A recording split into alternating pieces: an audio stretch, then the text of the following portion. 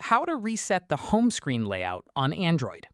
If your home screen is cluttered or you want to restore it to its default layout, just follow these simple steps. So let's get started. First, open the Settings app on your Android. Scroll down and tap Apps.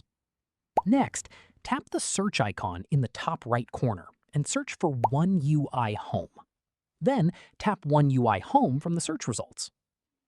Now tap Storage. Here, tap Clear Data. Then tap Delete or OK to confirm.